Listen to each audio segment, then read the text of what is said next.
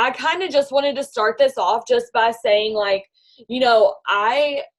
I was talking to Kelsey today, and this is why I wanted her to get on the Zoom, because we just talked about a lot of stuff, and it really, like, opened my eyes to a lot of things I didn't really see in myself, that y'all may be feeling. And so I just kind of wanted to address that first, and then kind of give Kelsey the floor to, like, talk about whatever.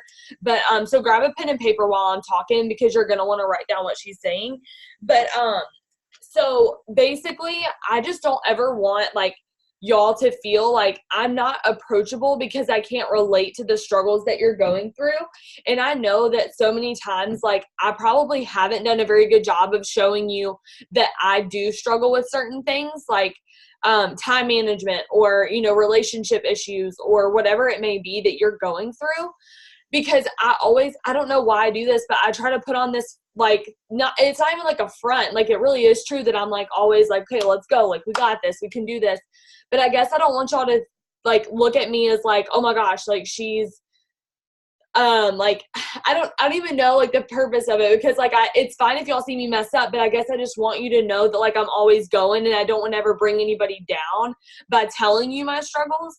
But in effort to do that, I feel like y'all haven't seen me be as vulnerable as I could be. And so then I feel like that makes a lot of you, like, look at me and be like, I can't come to her with my issues because she just, like, never has any issues. Like, she never struggles or whatever. And so I don't want y'all to think that, because it's so not true. Like, I have so many of my own struggles, and I don't want y'all to think that you can't come to me or that I can't relate to that. And so I just want to kind of just address that too, because I never really realized that that could be what you're thinking. So if you do feel that way, I'm sorry that I made you think that. And that's going to be definitely something that I'm more aware of, and that I focus on, like, showing you where I struggle, so that I am real, and that you can come to me with your problems and issues, and that I can, like, help you with that. So Kelsey has some things that she wants to share that we talked about a little bit today. So you can go ahead. Okay. Hey guys, I'm super excited to be on here. I was just talking to Morgan, and I always try to, like, figure out, what is the solution that we can figure out, because I think anytime that any leader or person in general has any sort of just frustration or feeling like they don't know which way to turn, left, right, forward, back, like, I have no idea, like, what I'm doing wrong, what I'm doing right. My biggest thing is let's find something that you can control, right? Let's find something that you feel like you can do to move a solution forward, right? Because we never want to be, like, problem focused. We always want to be solution focused. And I think that when you are solution focused and you feel like you can change something, then what happens is you feel empowered. You don't feel frustrated. You feel like I can control what I do, right? And so that's really what I was talking to Morgan about, because I'm trying to put myself in your guys' shoes, and you're on Morgan McIntyre's team. You're on Morgan Martin's team. And I know that she is such a big face of this company, right? She has a really influential role.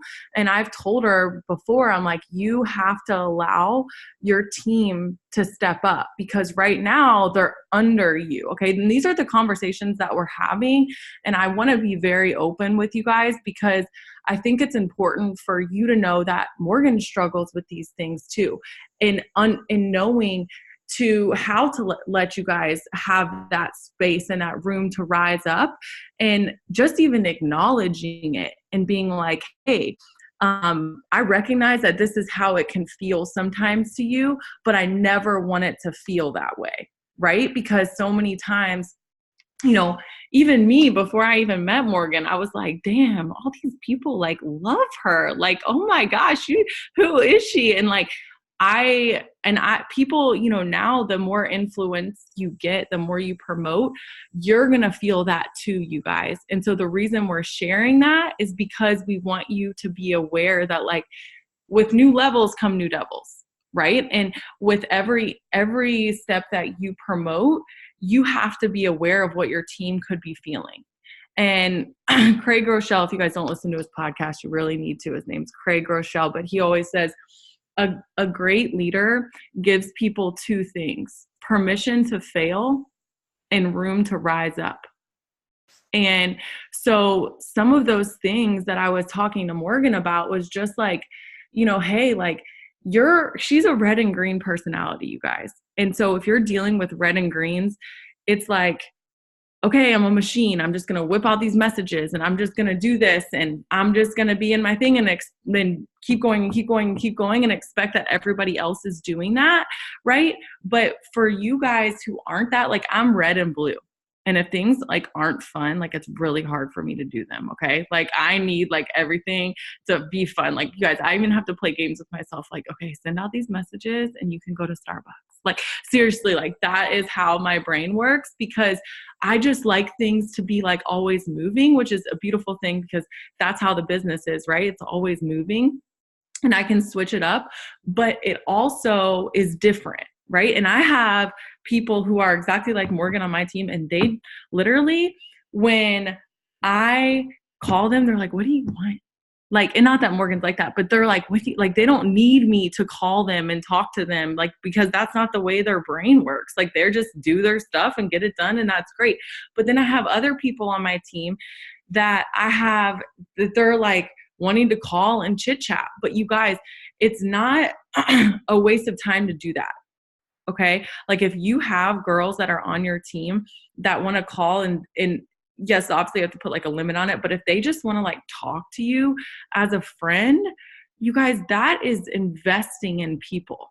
Okay. And the whole point of this business, right, is to help mold people into the potential that God made them. Right. Like that's the whole point. And my husband always says this because he was a basketball coach, but people really do not care how much you know until they know how much you care. Okay. So like, if that means to have a 50-minute conversation with them about their dog, then do that. Like if somebody says, you know, I mean, it's so different. Like I was telling Morgan, I'm like, when somebody comes up to me and they're like, your kids are so cute. I'm like, thanks. Right. But if somebody comes up to me and they say, how's Mac? How's Deuce? And they call my kids by name, that's so different. It's the same thing. Like if Morgan, I'm like, how's Nala? She's like, you know my dog's name, right? If somebody remembers like your parents' name and they're like, how's your mom? So-and-so. Like, it's just crazy. Like those little things that you can show people that you care and that you're listening. And so these things, from a leadership standpoint, are things that you guys can really take control of. Okay.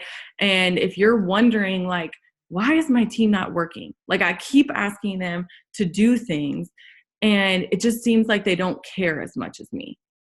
Okay. That comes from the fact that they don't think that they're cared about. Okay. If they know somebody is truly invested in them and not from a where are you at on my chart standpoint, but truly invested in their life and in them becoming a better person, they are going to want to be better for you. They're going to want to be better because the more you give in this business, the more you're going to receive. Okay. That's just how it is. The more time you give, the more, just influence, the more, and it doesn't even have to be people on your team, you guys. This could be sidelines. It could be that, it could be an upline. It could be somebody, but, so in practice, how does this happen? Like, how do I actually make this happen? How do I connect with my team on a different level? How do I let them know that I care about them? My number one thing that I tell my leaders is that, okay, if Cami Pentecost or somebody that like is a leader to you comes to you and they're like, tell me about Rachel. And it's like, oh my gosh, dude, Rachel is so sweet. Like she seriously has the best heart and she's always looking to help other people and she always shows up and she's at every event. And I'm telling her all these things. And I think to myself, when's the last time I told Rachel that? Okay. So that's my question to you is go on your chart or go on your tree viewer and go through and say pick out something positive. You can find something positive about every person. Okay. It could be you like their hair. I really don't care what it is, but go through and say something positive about each person. Like what would you say about them, right, to somebody else in a positive light and share that with them. and tell them that, because you guys, before this business, words of affirmation made me feel so awkward. Okay.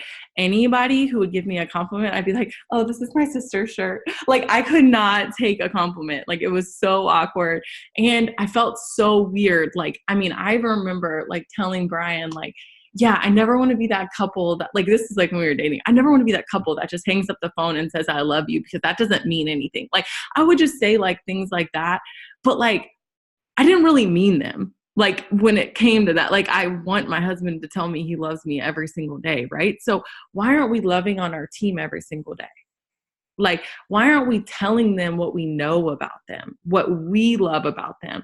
And so really focusing on that, because if you focus on like, okay, if you've been in a relationship and you maybe started like living with somebody and it's just like the smallest thing, like, I hate that they don't flush the toilet. I hate that the way they brush their teeth and they don't put the toothpaste back in the tube.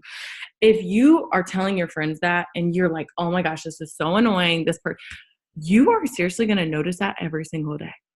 Every single day. You're going to notice it because you're focusing on it and you recognize it and it's on your brain. But if you start focusing on, oh my God, I love the way that he always sweeps the floor after we're done. Or I love the way that he puts his hand on me, like when we're watching TV.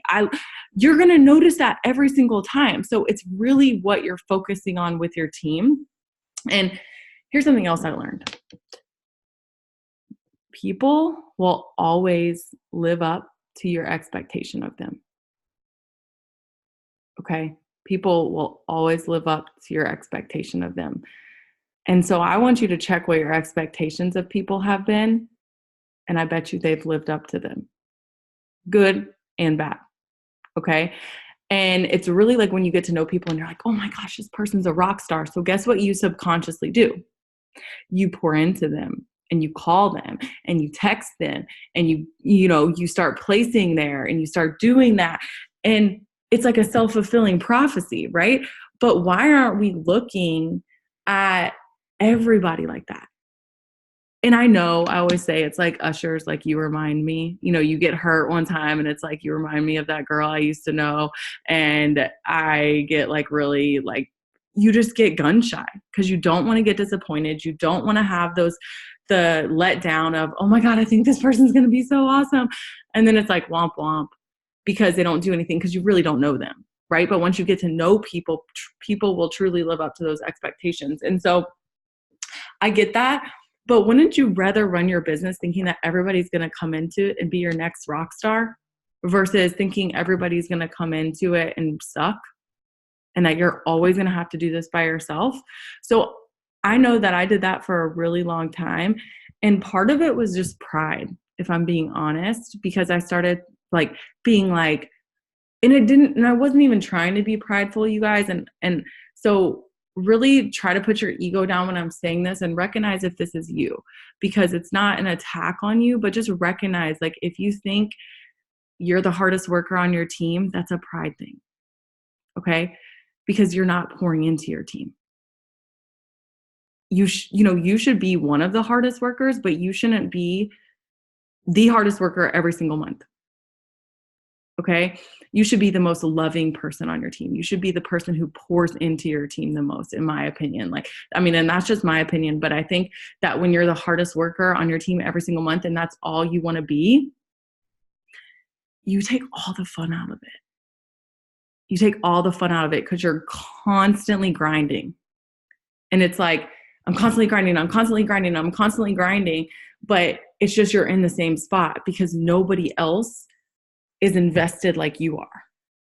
Okay? And so how you get that buy-in is to me, it's like just loving on people and telling them how amazing they are and learning those characteristics that you do love about them and focusing on that. Okay? Because that's why we have teams. When you get overwhelmed, when you feel like you're doing it, that's when you have to lean on your team. And that's when you have to tell them. And if you've done the things like when I ask people now, because and I'm still struggling with this, you guys, like the control thing of like, well, I feel like I need to be on every newbie Zoom. I don't need to be on every newbie Zoom. Okay. Like I don't at this point. And it's not because I'm too good to be on a newbie Zoom, but what it is I'm diminishing my team if they feel like that I can't give them that responsibility. And so when you're becoming a leader, you guys, you have to think, am I diminishing them or am I empowering them?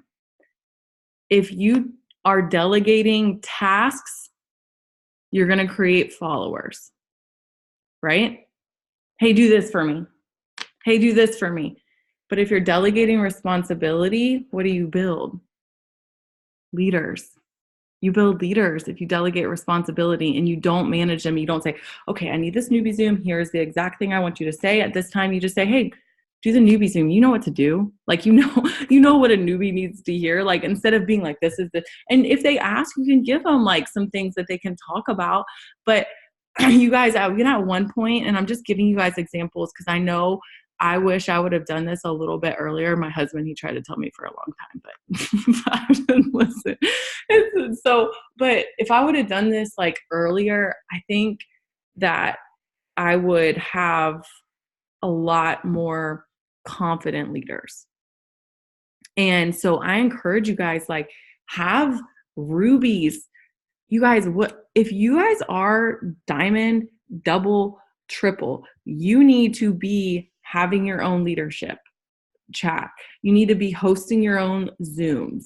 You need to be, if there's people like your emerging leaders, your rubies, emeralds, people pushing for diamonds, if you have that, you need to be taking the information that you're learning from Morgan on these leadership Zooms or whoever and regurgitating it to them in your own way, with your own spin, with what you liked about it, and telling them that.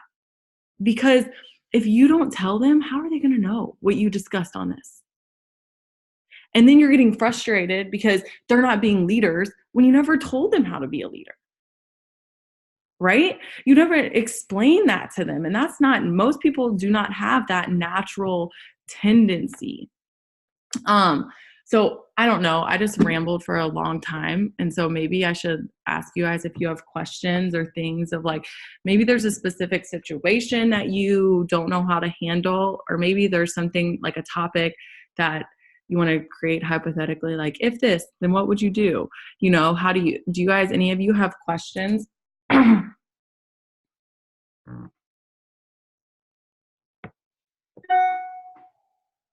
Okay, you have brand new Ambassador Diamond, Kelsey Thornton, on here. So if you have questions, ask her. This is the best time, and like nobody's going to judge you. So ask whatever question that you have.